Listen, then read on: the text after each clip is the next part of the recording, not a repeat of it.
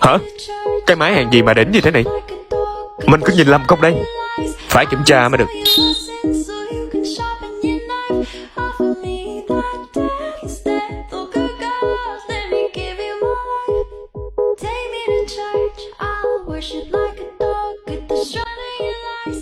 Máy này mình dùng lực tay rất là mạnh và kéo cho nó hàng lại rất là khó luôn. Không giống như trên quảng cáo mọi người thấy đâu nha. Dù mình đã thử rất là nhiều lần nhưng độ dính của nó cực kỳ là lỏng lẻo luôn. Các bạn bảo quản thức ăn theo cách này rất dễ bị côn trùng xâm nhập vào nha. Tổng kết lại, sản phẩm này không đúng 100% như quảng cáo. Các bạn nên cân nhắc kỹ, tránh mua nhầm sản phẩm chất lượng kém nhé.